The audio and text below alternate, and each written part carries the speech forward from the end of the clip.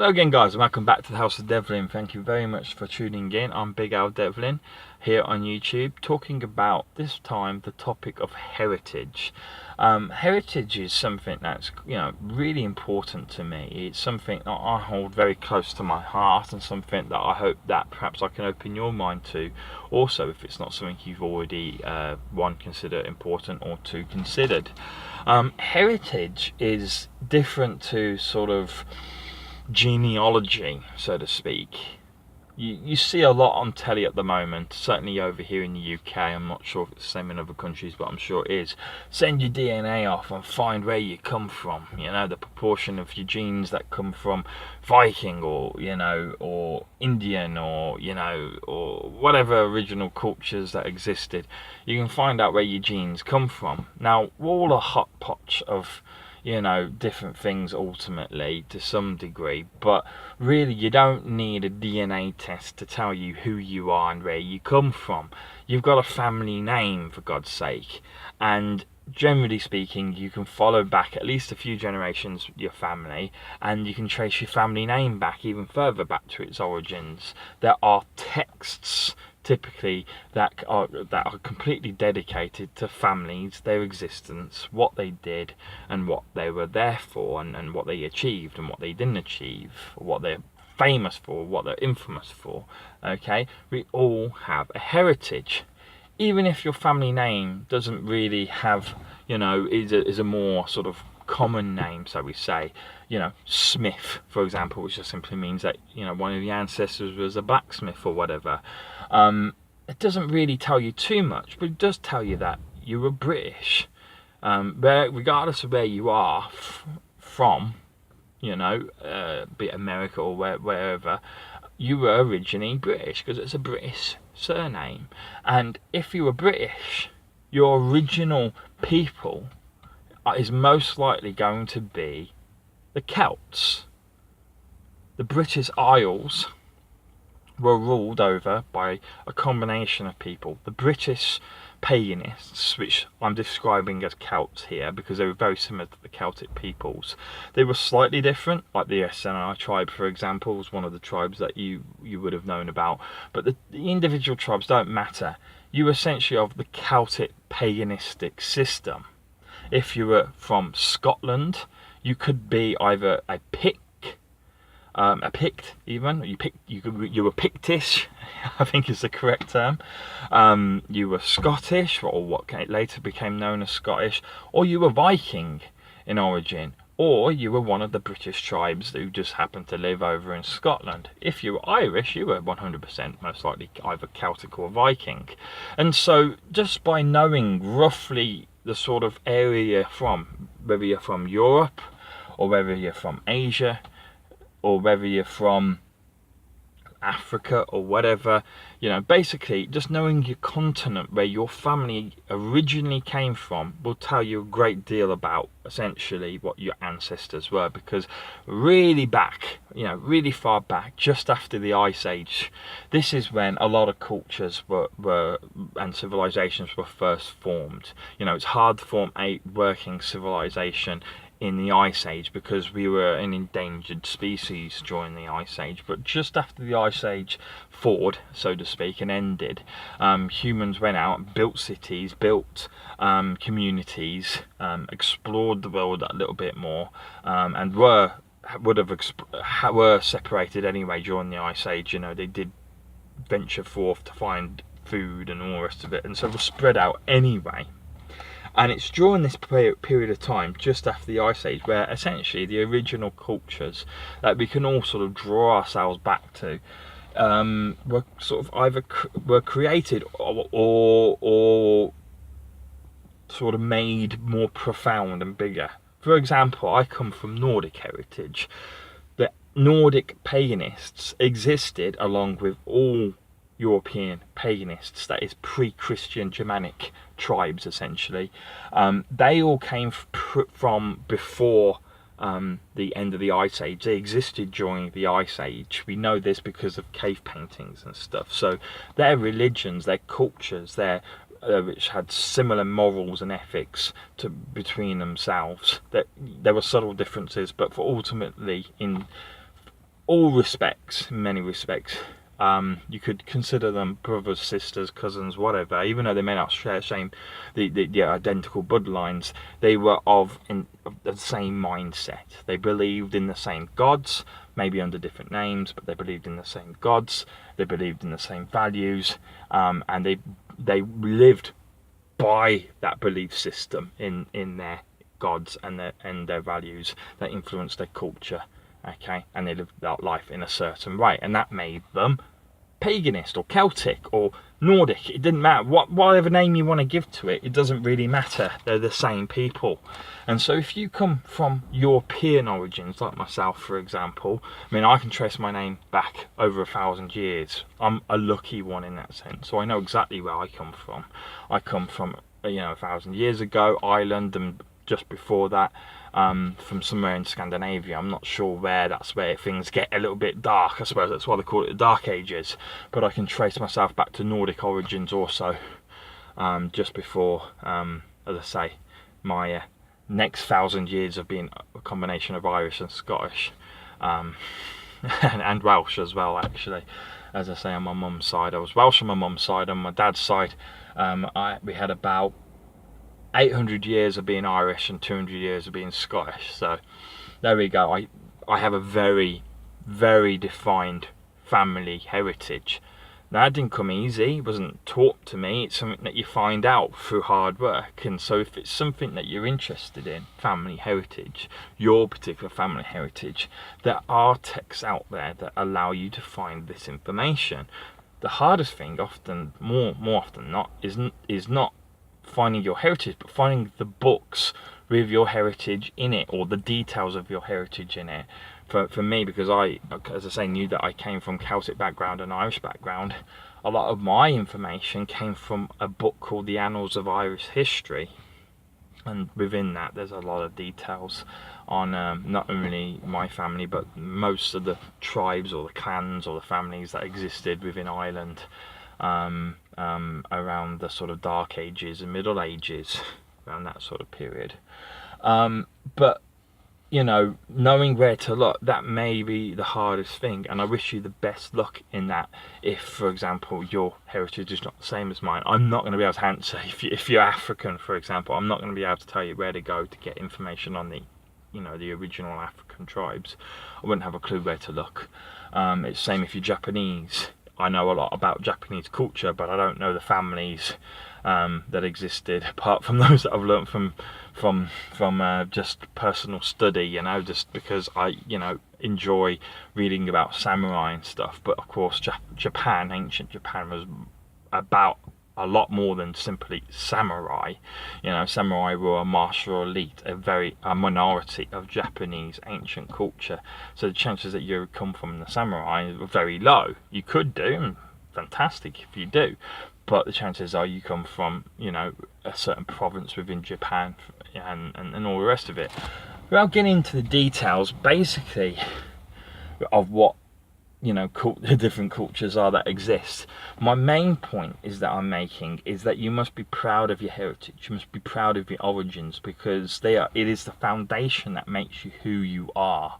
And a lot of people, especially within Europe, and when I say America, I mean those of Americans of European descent, have forgotten their heritage.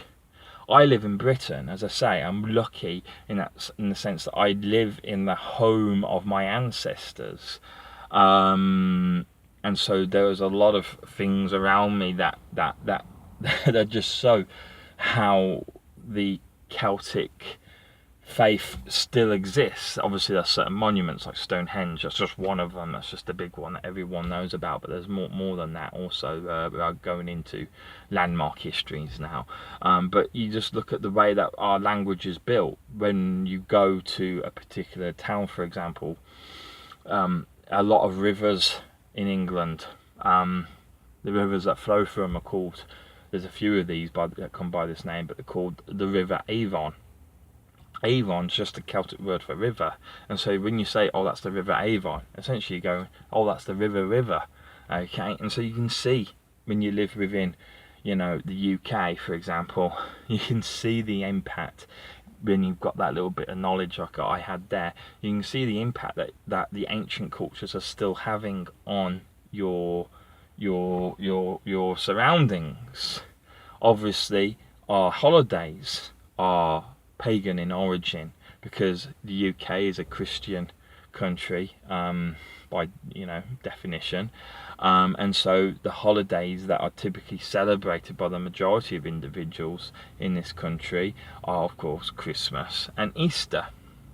That being winter solstice and summer equinox, respectively.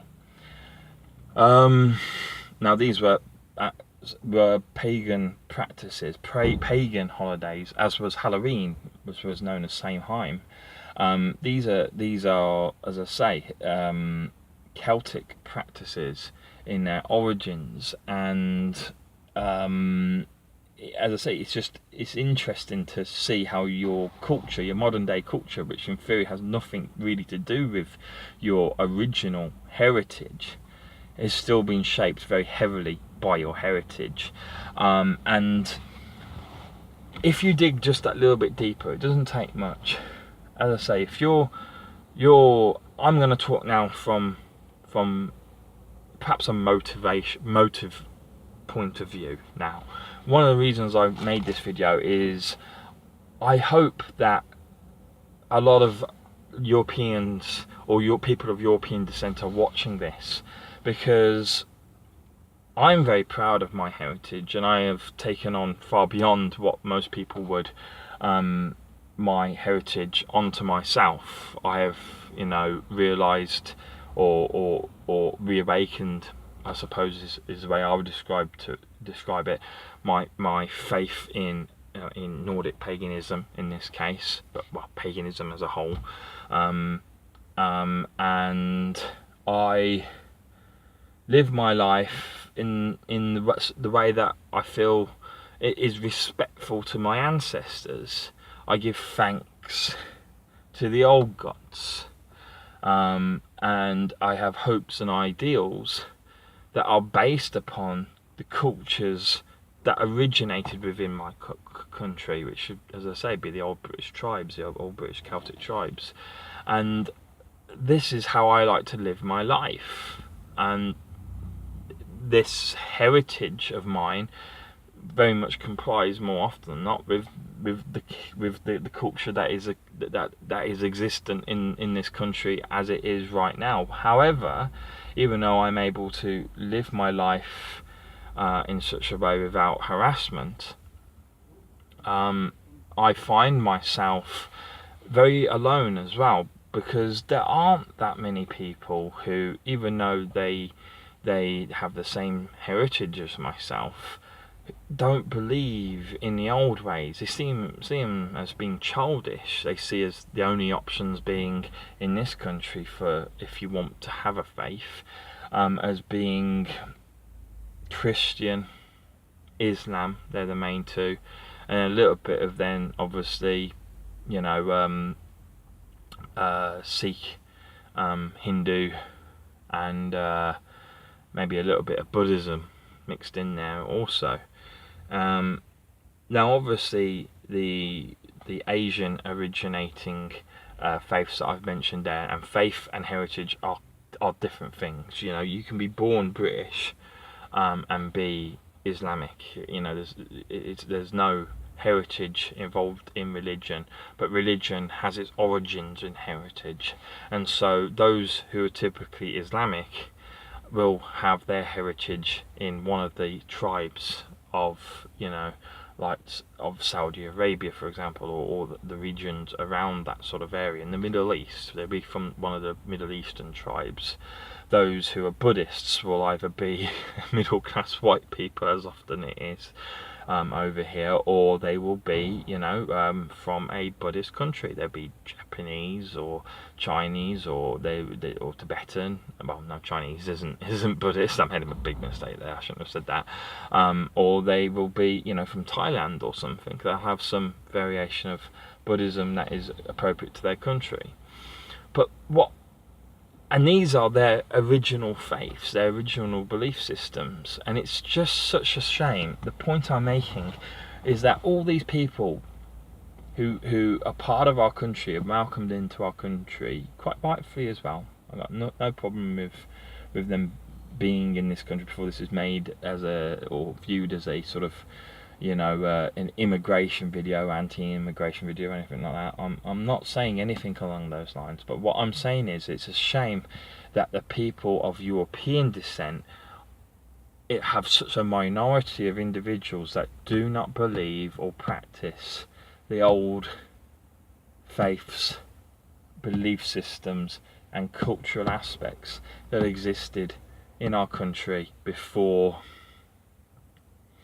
Christianity became its prime religion. I'm never going to...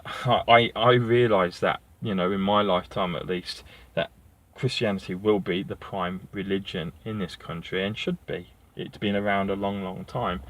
But I would love to see by, the time I'm an old man ready to sort of pass on and all the rest of it, I would love to see a greater proportion within this country, and as I say, within the European descendants in America and elsewhere in Europe and stuff. I would love to see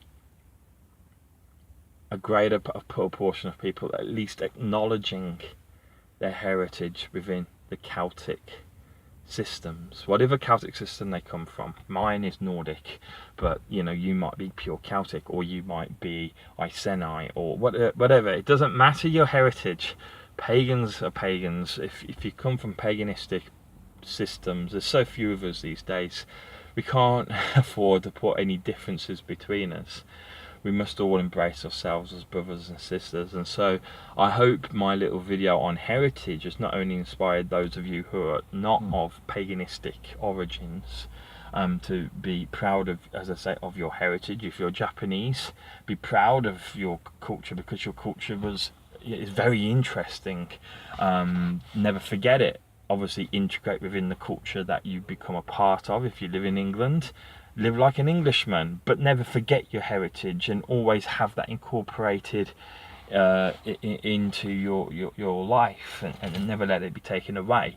But at the same time, and the same goes to obviously all the other cultures that are part of this country now, but at the same time, if you're British, do not be ashamed, as often is what you are made to feel. Do not feel ashamed or childish in any way whatsoever to call yourself a pagan. Do not feel like people will judge you, because they will judge you, but do not let that judgment of you dissuade you from really being what you were born to be, a long time ago. At least acknowledge your heritage and give it the respect it deserves. Whether you take it on as your current faith or belief system or whatever, that doesn't really matter. Obviously, that would be the ultimate goal, and I would love to welcome you as a brother or a sister within paganism. But if you don't, then you don't. I mean, my words, if they haven't swayed you, maybe a later video will sway you instead. Or maybe one of my fellow brothers or sisters will sway you. There are other paganists here on YouTube who are very good with their words. We all seem to actually be good at talking to some degree. We all have our talents and our perhaps our lack of talents, and we have our strengths and weaknesses. Mine is that I talk a lot, but that's also my weakness. I talk a lot, and I share that strength and weakness with my brother pagan Celtic God, who's a featured channel here. If you go to my homepage, or you go onto my about section if you're on your phone, you'll find a link to his page. Please go and watch his videos. He is a man of great wisdom, and he will teach you a lot about the pagans of old and the pagans of the modern day pagans. And there's also a channel called Sigrid's Equinox, which is again another featured channel here on my channel. So find it in the same way that you can find Celtic gods, or just search it in the search bar. And that is done by a young lady who is a Nordic paganist like myself. So you again get to hear Nordic paganism, but from maybe a different point of view. But she handles topics like I've just talked about here, modern day conceptions essentially of race and abortion and feminism. You know, she discusses political aspects, and doesn't really even bring religion into it in any way whatsoever, because politics and religion, they don't tend to mix well anyway, so I applaud her for that. But obviously you can see how her belief systems influences her point of view. You understand what I'm trying to say? And you can see how balanced and how peaceful someone of Nordic paganism is, how they see the world, how beautifully they see the world. And that's Sigrid's strength, is she shows the beauty that there is to have by seeing the world through the eyes of a paganist. Me, I tend to be a teacher. I teach, just like Celtic God, the stories behind the religion, the morals and behind the religion and the faith, the belief system, and sometimes that's a little too heavy. So if you find me or Celtic God too heavy, please check out Sigrid, and she will she'll sort you out instead. But if you're interested in learning more, either about Nordic paganism, then please either watch my other videos or visit Sigrid. Or if you want to learn about Celtic paganism, please visit Celtic God. And if you just want to learn about paganism as a whole, visit all three of us. And I'm sure there will be many other brothers and sisters who will join the fold here on YouTube, because we're trying to create essentially an online community where we can all share our views. But so far it's just the three of us who are doing our best to share the wisdom that we've learned over the years. Thanks for watching, guys. It's getting a little noisy in here and it's getting a little hot. Oh, it's a hot summer's day and I'm stuck in a car park. So I best get off to go cool down and also just well, get to work basically. I'm not late, but I will be if I continue talking much longer. So thanks, guys, very much for listening. If you're still here, then you've done very well, because 22 minutes of hearing me talk, oh, I can't imagine it. I'll see you soon, and bye bye.